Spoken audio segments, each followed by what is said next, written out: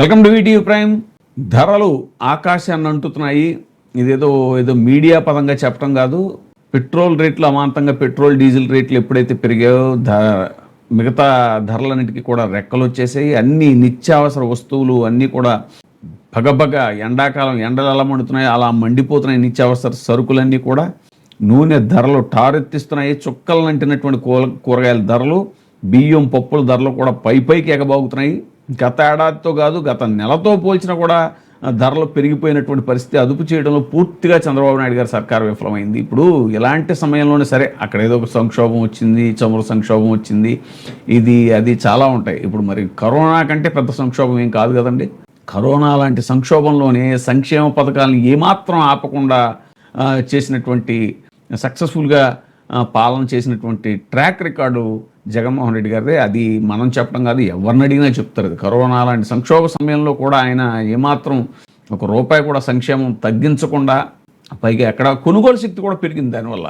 ఇప్పుడు ధరలు పెరిగిపోతున్న కొద్ది ఏమవుతుందంటే కొనుగోలు శక్తి తగ్గిపోయి ఆటోమేటిక్గా మిగతా అన్నీ కూడా జిఎస్టీలు ఇవన్నీ పడిపోవడానికి కారణం అదే. ఇప్పుడు సో ఇలాంటి సమయంలోనే ప్రభుత్వం ఒక స్టెప్ ముందుకేసి, కరోనా టైంలో కూడా చాలామంది చెప్పింది అదే, ధరలు తగ్గించడం కోసం మీరు సబ్సిడీలు ఇస్తారా, లేకపోతే వాళ్ళకి వాళ్ళ అకౌంట్లో ఈ డీబీటీ పథకాల ద్వారా డబ్బులు వేస్తారా ఏంటా అనేటువంటిది ప్రభుత్వాలు నిర్ణయించుకోవాలి. ఎందుకంటే అప్పుడే కొనుగోలు శక్తి ఉంటుంది మార్కెట్లో అనేటువంటిది అందరూ ఆర్థిక నిపుణులు చెప్పేటువంటి విషయం. చమురు ధరలను నియంత్రిస్తానని ఎన్నికల ముందు మేనిఫెస్టోలో హామీ ఇచ్చారు. ఇక లోకేష్ అయితే పెట్రోల్ బంకుల ముందు నుంచుని సెల్ఫీ ఛాలెంజ్లు కూడా తీసినటువంటి పరిస్థితి. ఇప్పుడు చూస్తే ఘోర వైఫల్యం. గ్రామీణ ప్రాంతాల్లో 3 వారాలకు పైగా ఆలస్యం, ఏజెన్సీల చేతివాటంతో సిలిండర్లు పక్కదారి. సిలిండర్ల విషయం అనమాట. గ్రామీణ ప్రాంతాల్లో 3 వారాలకు పైగా ఆలస్యం అవుతుంది సిలిండర్ బుక్ చేసుకుంటే. ఇప్పటికీ 2 సార్లు 110 రూపాయలు గ్యాస్ ధరలు పెరిగిపోయి 950 నుంచి 980 వరకు గృహ వినియోగ సిలిండర్ రేటు. రాష్ట్రంలో 1.747 కోట్ల మంది బియ్యం కార్డుదారులు. వీరందరికీ కూడా దీపం 2.0 పథకంలో 3 సిలిండర్లు ఇవ్వాల్సి ఉండగా 90 లక్షల మందికి కుదించేశారు. 57 లక్షల మందికి పూర్తిగా అసలు ఎత్తేసారు, ఆ పథకం ఎత్తేసారు. నిత్యావసర సరుకుల ధరలు సెగలు పుట్టిస్తున్నాయి. సామాన్యుల నెత్తిన నిప్పులు కుంపటిగా మారే వంట నూనెలు, బియ్యం, పప్పులు, కూరగాయల ధరలు రోజుకి ఎగబాకుతుండటంతో బడుగు జీవుల జేబులకు చిల్లులు పడుతున్నాయి. డీజిల్ ధరల పెంపు ప్రభావం నిత్యావసర ధరలపై స్పష్టంగా కనిపిస్తోంది. అదుపు చేయాల్సిన చంద్రబాబు ప్రభుత్వం పత్తా లేకుండా పోయింది. కనీసం నిత్యావసర సరుకుల ధరలు అదుపు చేసే దిశగా ఒక్కసారి కూడా అధికారులతో సమీక్ష చేసినటువంటి దాఖలాలు లేవు. డీజిల్ ధరల పెంపు కారణంగా అన్ని రకాల నిత్యావసర ధరలు 15 నుంచి 40% మేర పెరిగాయి. వంట నూనె ధరలు అయితే లీటర్కి 200 పైగా ఎగబాకాయి. కూరగాయల ధరలు ఏది చూసినా కిలో 50-60 దాటిపోయాయి. పప్పు ధరలు సైతం 20-30% మేర పెరిగాయి. ధరల బాదుడికి సామాన్య ప్రజానీకం కుదేలవుతుంటే గ్యాస్, పెట్రోల్ సంక్షోభం పేదల జీవనాన్ని మరింత దిగజార్చింది. చమురు ధరలను నియంత్రిస్తామని ఎన్నికల ముందు మేనిఫెస్టోలో చంద్రబాబు హామీ ఇచ్చి లోకేష్ పెట్రోల్ బంకుల ముందుంచిన సెల్ఫీ ఛాలెంజ్లు విసిరారు. అధికారపేట ఎక్కిన తర్వాత మాత్రం గ్యాస్ ధరలని 2 సార్లు పెంచారు. దాదాపుగా రోజువారీ పనులు లేకపోవడంతో పేదల చేతిలో చిల్లికవ్వలేక పెరిగిన ధరలకు నిత్యావసర వస్తువులు కొనలేని దౌర్భాగ్య స్థితిలో కొట్టుమిట్టాడుతున్నారు. రాష్ట్రంలో వంట నూనె ధరలు సెగ పుట్టిస్తున్నాయి. పామాయిల్, సన్ఫ్లవర్, వేరుశనగ నూనె ధరలు ఆకాశాన్ని అంటున్నాయి. గతంలో ఉక్రెయిన్ యుద్ధ సమయంలో నూనె ధరలు పెరగ్గా తాజాగా డీజిల్ ధరల పెంపు ప్రభావంతో మరోసారి ఎగబాకాయి. పామాయిల్పై 60%, సన్ఫ్లవర్ ఆయిల్పై 70%, వేరుశనగ నూనెపై 70% ధరలు పెరిగాయి. వీటితో పాటు ఆవ నూనె, సోయా, వనస్పతి రేట్లు కూడా పెరిగిపోయాయి. 2024 మేలో వేరుశనగ నూనె ధర 169 రూపాయలు ఉండగా ప్రస్తుతం 200కి చేరింది. లీటర్ పామాయిల్ 89 ఉంటే ఇప్పుడు 160 పలుకుతోంది. సన్ఫ్లవర్ రిఫైన్డ్ ఆయిల్ 112 రూపాయలు ఉంటే ఇప్పుడు 188 రూపాయలు పలుకుతోంది. పప్పుల ధరలు కూడా పోటీ పడి పెరుగుతున్నాయి. జాతీయ సగటుతో పోల్చినా, పొరుగున ఉన్న తెలంగాణ రాష్ట్రంతో పోల్చినా కూడా ఏపీలో పప్పుల ధరలు చాలా అధికంగా ఉంటున్నాయి.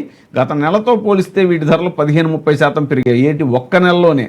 ప్రస్తుతం రిటైల్ మార్కెట్లోకి కందిపప్పు 148 రూపాయల నుంచి 155 రూపాయలు, గోధుమ పిండి 71 రూపాయల నుంచి 90 రూపాయలు పెరిగింది. మినప్పప్పు 164 నుంచి 170 పైగా ధరలు పెరుగుతున్నాయి. పెసలు సైతం 165 నుంచి 175 రూపాయలు, వేరుశనగ గుళ్ళు 188 నుంచి 200, శనగలు 210కి రూపాయలకు తక్కువగా లేవు. పచ్చిశనగపప్పు ఏకంగా కిలో 280 నుంచి 300 పలుకుతుంది. గోధుమలు కిలో 35 నుంచి 40, గోధుమ పిండి కిలో 40 నుంచి 43 రూపాయలు. కూరలు, తాలింపుల్లో తప్ప తప్పనిసరిగా వినియోగించే ఎండుమిర్చి 390 నుంచి 420 రూపాయలు పలుకుతుంది. పసుపు 380 రూపాయలు, వెల్లుల్లి 220 నుంచి 250, అల్లం 115 రూపాయల నుంచి 150, కారం 520 రూపాయలు ప్రీమియం, సాధారణం అయితే 220 రూపాయలు ధరలు పలుకుతున్నాయి. టమోటా కిలో ధర 55 రూపాయలు పెరుగుతుంది.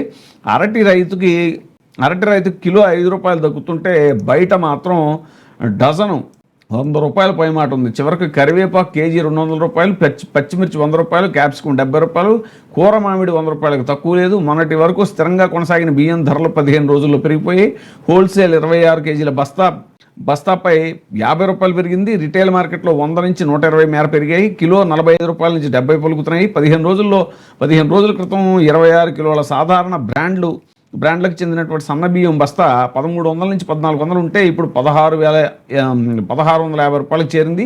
ప్రీమియం రకాలైతే 26 కిలోల బస్తా 1599 రూపాయల నుంచి 1810 రూపాయల వరకు పలుకుతున్నాయి. బాస్మతి బియ్యం కిలో 150 పైమాటే.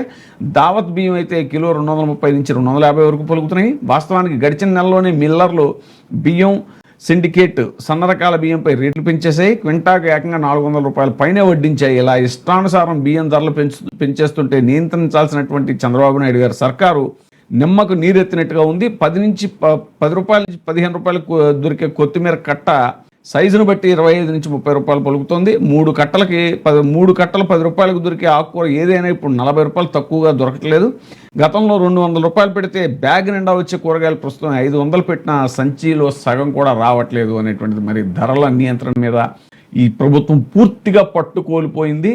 ఇక ఎన్నికలప్పుడు హామీలు మాత్రం అసలు ఇంత కాదు అంత కాదు, మేము వస్తే రాష్ట్రం సింగపూర్, ఇంకోటి జపాను, అమెరికా అంటారు. కానీ ఇప్పుడు మరి వాస్తవానికి చూసేసరికి ఈ చిన్న సంక్షోభం, ఇది పెద్ద సంక్షోభం కూడా ఏం కాదు. ఇది కేంద్ర స్థాయిలో అంటే దీన్ని కొంత సంక్షోభంగా కన్సిడర్ చేయించాము, కానీ రాష్ట్ర స్థాయిలో ఇది ఏం పెద్ద సంక్షోభం ఏం కాదు. కరోనా ముందు పోల్చితే ఇది నథింగ్ అనమాట. మరి ఇలాంటి చిన్న సంక్షోభాన్ని కూడా తట్టుకుని ధరలని నియంత్రించడంలో పూర్తిగా చంద్రబాబు నాయుడు గారి సర్కారు విఫలమైంది అనేటువంటిది ఈ సందర్భంగా జరుగుతున్న చర్చ. ఇప్పుడే సబ్స్క్రైబ్ చేయండి, లైక్ చేయండి, షేర్ చేయండి. VTV ప్రైమ్, మీ ఉత్తమాభిరుచుల సమ్మేళనం.